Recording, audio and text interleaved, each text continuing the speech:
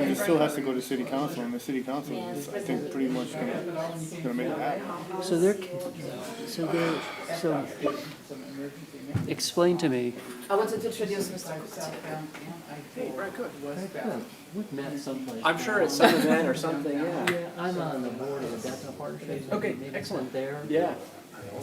Sky Drainville. Hey, pleasure to meet you, sir. Nice Brad to Cook. meet you. Nice to meet you. Now you're with Water Street? Yes, Strategic Property Partners. Yeah, I lead the development team there. Oh my goodness. Yeah. Well, good. Yeah, it's good. So we're deep in negotiations with you. That's right. as it That's right. happens. That's right. That's right. That's right. Well, that's good. It's really nice to meet you. Thanks for being willing to do this. Yeah, happy to serve. Happy to serve. I think you'll enjoy it. I mean, it's not a huge burden, but it's interesting. And you've been on it since the beginning, right? Yeah, yeah. Dave McCann and I don't know if you know I Dave. have met him before. Yes. He and I incorporated Tampa Historic Streetcar Okay. under Dick Greco was there. I actually chaired this board since we incorporated it, which is stranger than now, but yeah, I am. 20-something years, right? 24 years. Amazing. I know. Yeah. Yeah.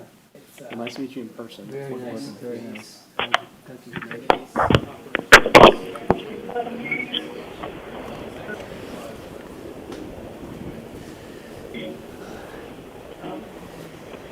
I think we have a quorum. We do. Yeah. We do.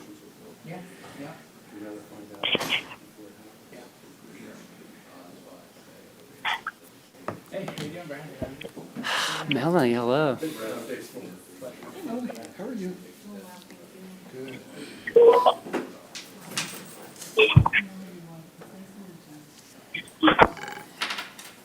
Okay, we ready? Yes, sir. Our meeting will be live in 3, 2, 1. Good afternoon, everyone. Please silence your electronic devices for the duration of the meeting. Welcome to the February 25th, 2025 meeting of the THS Board of Directors. My name is Michael English. I'm the President and Chair of the THS Board. Our meeting format is hybrid. Members are physically present here at the HART administrative offices, and the rest of our board members are participating via communication technology. Please join me in the Pledge of Allegiance. I pledge allegiance To the flag of the United States of America. States of America, and to the republic for which it stands, one nation, under God, indivisible, with liberty and justice for all. Thank you. First, it's my pleasure to welcome our new board member, Brad Cook. Mr. Cook is a third-generation Tampa resident with a passion for creating transformative urban developments. At Strategic Property Partners, he serves on the executive committee and is responsible for defining and executing the development vision of the company. Before returning home to Tampa, Brad worked in New York City for some of the country's most innovative architecture and development firms.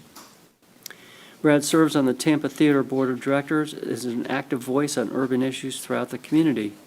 He graduated summa cum laude from the University of Florida and with honors from Washington University in St. Louis, and pursued additional studies in real estate finance and development at NYU, New York University. Brad, his wife Margaret, and their 2 children live in Tampa Heights, where they enjoy daily urban life in a townhouse project they design and develop themselves. Very nice. Mr. Cook, would you like to say anything? Appreciate the opportunity to serve with you all. Understand the importance of this part of our community, and I'm looking forward to serving you all. That's great. Thank you so much, Director. Next, public input. Is there anyone here who would like to speak?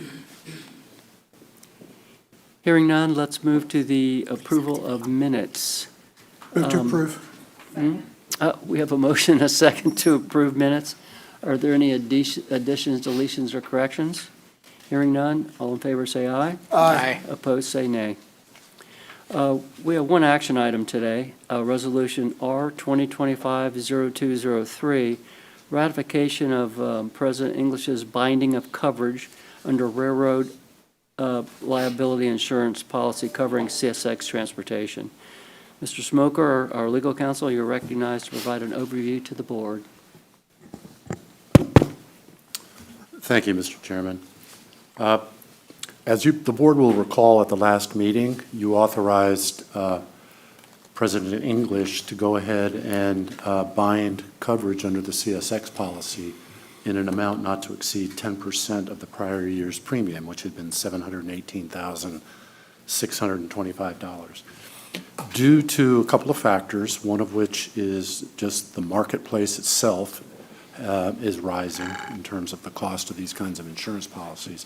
And we've determined that the prior year's ridership, which is the real driver of the premium rates, had been underestimated. And so those two factors combined resulted in a premium that the Baldwin Group was able to obtain of $827,952, which represents a 15% increase over the prior premium. Since Mr. English was only authorized to bind 10% from the board, we had to bind it in order to preserve coverage at the higher premium rate. And so we're bringing this back to you to ratify President English's binding of the policy in the amount of a premium of $827,952. I'm happy to answer any questions. Yes. Thank you. Thank you so much. Just wanted to ask, did our ridership improve at the same level as the rate? So it's 50% increase in cost, but did our ridership at least increase 15%? That's a good question. I don't know the answer to that, but Mr. Frank Delagrana with the Baldwin Group is here. Frank? Perhaps he could shed light on your question. So I'm more than happy to give you guys a little more. Introduce yourself, please, Frank. Frank Delagrana, I know a few of us met, I don't believe we've met, but I'm with the Baldwin Group. We've been working on this for, probably since last July, and with the main goal being to work with CSX to try to get the limit required reduced. Unfortunately, between June or July and the effective date of this policy, we were not able to come to terms or negotiations with CSX. Honestly, they didn't want to give us the time of day. However, we did submit the applications to a group of liability carriers that write railroad liability insurance. And to give you an idea, there's about 6 carriers that write it. We went back to 3 that were interested based off ridership information that is publicly available for the past 5 years. The real ridership numbers, which we used, indicate a steady climb. So I believe the numbers from last year were like around 1.3 million, give or take, and then the projected numbers for this year are about 1.4. So those are the new numbers we used. The gentleman who worked on this prior to the Baldwin Group taking over used very low numbers. Of which we were unaware, by the way. And I became aware of this after submitting this, because when I came and spoke with you, the marketplace itself had been seeing about a 5 to 10% increase based off a standard renewal. When we got these numbers, when I submitted my application, the insurance carriers came back stating, this is a huge increase because last year we were under the impression that it was less than $1 million. And me using the real numbers, I'm indicating that it's over 1.3, 1.4. That was a huge jump in ridership because we're using real information. So the numbers that I had expected to see, the increase I expected to see was much different, because that was probably close to about over a 30% increase in ridership based off the information they had last year and the information I gave them this year. So that's why we saw such a big increase, a lot more than was expected. But that is the main driver. And as, again, the popularity, like I mentioned the last time I was here, as the popularity of the streetcar continues to grow and ridership continues to grow, that exposure is going to grow. So again, if indeed the goal is to reduce premium, we have to work on getting that limit required by CSX lowered. That would be the only option, unless something happens in the marketplace that would reduce premium. Thank you. No problem. Does that make sense? It does. I just, maybe it doesn't. Can you clarify just a minute, please? Sure. So initially we submitted 1 million, but the real number was 1.3. The number was less than 1 million. That was submitted by the previous broker. Last year, our broker stated a ridership at 885,000 instead of the true ridership, apparently to push the premium down, but he didn't tell us he was doing it. And this policy, just so you guys know, this is a non-audited policy. So we could use whatever number we like. However, if there is a claim, the insurance company is going to look back at the submission. If they see that numbers have been undercutted in order to save premium, they're going to push back. They can deny coverage, and they could even make the board personally liable, or the city. This guy was very, he's lucky that nothing happened, because it would have caused quite a commotion. But keeping that premium low, keeping it from being a huge increase is real easy if you use lower numbers. But, it's fraud. It's not, acceptable. In my office, I'm not allowed to do anything like that. So that's why we saw such a steep increase. Again, I promise to be very transparent with you guys, and my goal was to get this premium as low as possible. However, based off the numbers, this is not something we want to mess with as far as, misleading ridership. If the numbers are lower than expected, we can always, use a lower number next year. But again, we want to be as accurate as we can with these numbers to avoid any issue in the instance of a claim. Thank you, thank you. Yes, Gil? Thank you. Appreciate the information. You partially answered my question as far as whether it's an audited policy or not. Can we request it to be audited? Is that possible in the future? No, sir, these type of policies, they don't, just for this type of railroad liability coverage. And you, and you Yeah, don't it's, really want it audited, yeah. at least not by CSX.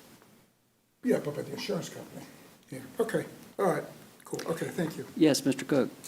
Sorry if this has been covered previously, new board member, but the coverage amounts are dictated by CSX, but is this policy our total liability policy? It covers beyond just CSX's obligations or Yes. requirements for us, correct? Yeah, that's correct. The reason we're carrying $50 million worth of insurance, that limit was required by CSX.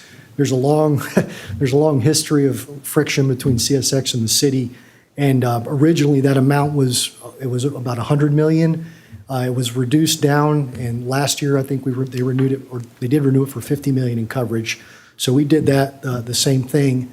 As I expressed to Michael, our goal when we took over was to sit down with CSX and work out trying to get that limit reduced. They're not very friendly and didn't want to give an insurance broker like myself the time of day. So David, Michael, myself, and one of the gentlemen working on this with me is one of our managing partners, Bill Talby. We still have communication with CSX. There is still one person out of the 5 we've spoken to who's still cordial with us, and we still want to keep that dialogue going. However, with the increase in ridership and popularity of the streetcar, as I was telling Michael, it's a slippery slope, because on one hand, we may see $50 million as being way too much.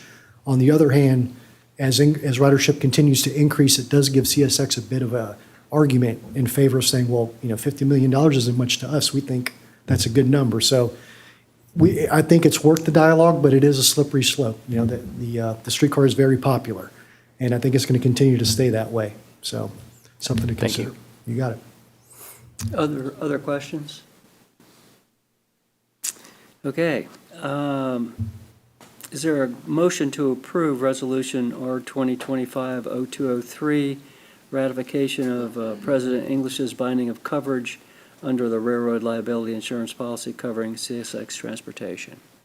So moved. So moved. We have a motion and a second. Second.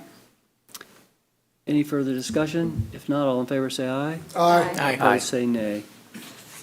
Thank you all.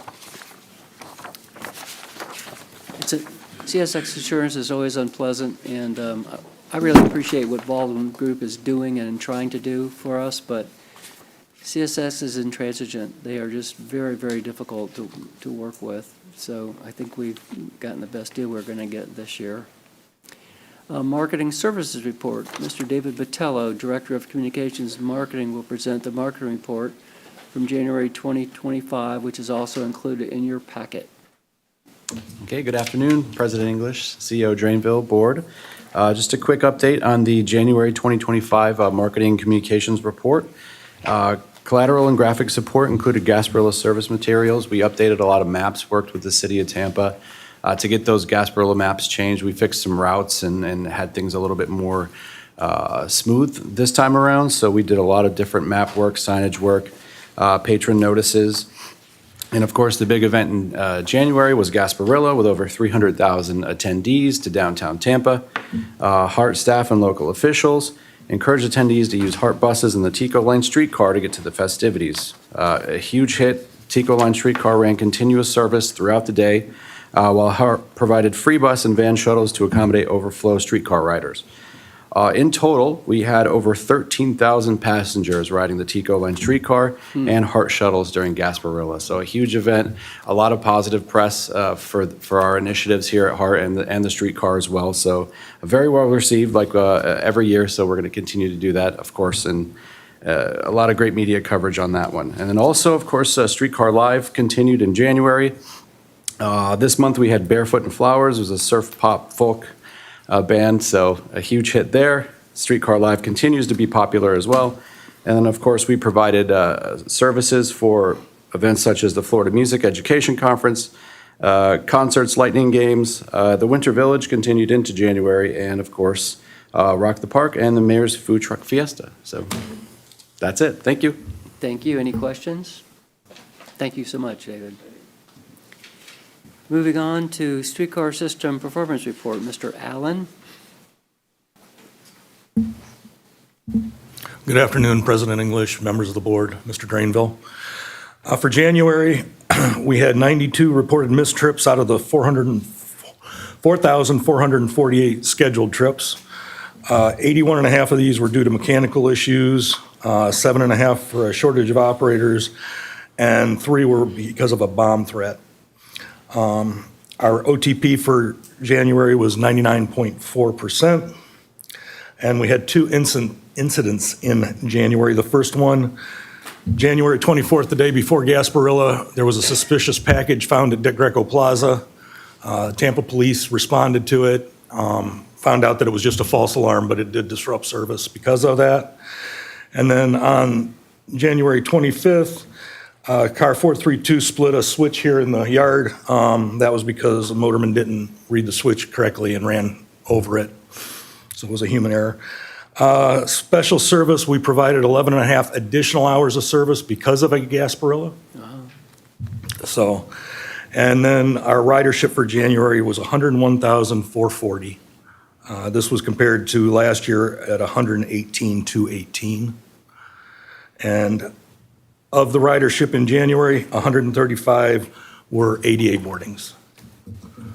And then finally, we have 4 open motorman positions that we're looking to hire. We've made offers to 3 people and hoping to get a class started on March 17th. That's great. Does anybody have any questions for me? Thank you, Brian. Oh, yes, we do. Mr. Cook. Sorry. What do you attribute the meaningful drop in ridership from year over year for January to? It's weather, most likely. There might have been a few more events last January. I really didn't look too much into it. Yeah, I mean, our ridership for Gasparilla was down this year, so we're seeing, and we kind of attribute that to world events, what happened in New Orleans and things like that, so. Got it, thank you. Interesting. Thank you. Legal and legislative reports, Mr. Smoker. Mr. President, I have nothing to report. Thank you. Chair's report. Well, you heard about the CSX insurance. The other thing, I'm appearing today with HART staff at the Ybor City CRA Citizens Advisory Committee. Mr. Willits, Justin, would you mind coming up, please? We are basically asking for money, and I'd like Justin to explain what we're doing this afternoon. Sure. Justin Willits, Director of Planning and Scheduling. So I'm joining President English as he's representing THS. I'm kind of just there as a backup for HART as the operator. But THS is requesting that the CRAs make up the budgeted and approved shortfall in the THS budget to maintain the free and frequent streetcar service as it is today. That request is coming in at $700,000, split between 3 CRAs. will be downtown, which is actually 2 CRAs, downtown 1 and 2, Ybor 1 and 2, and Channel District at $233,000 for each of those 3 CRAs. There's a short presentation, and we've been coordinating with CRA staff.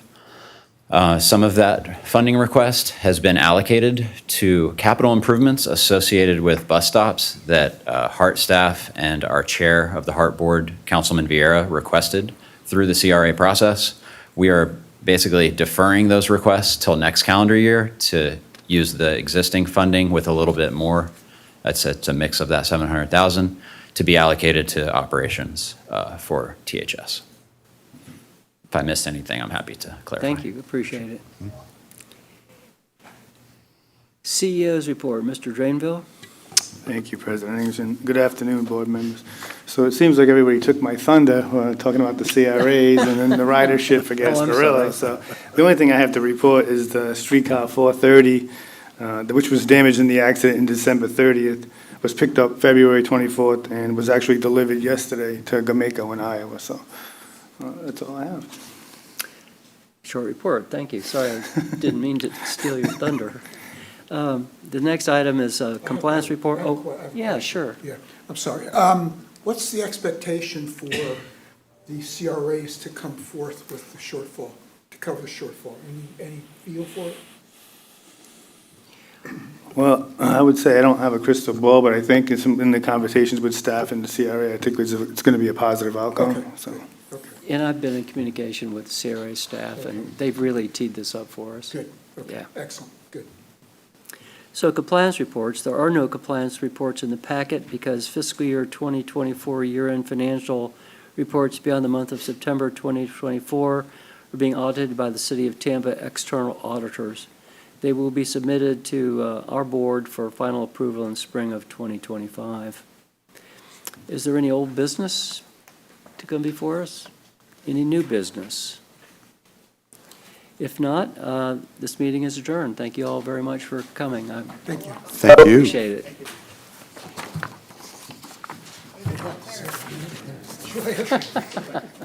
Short and sweet.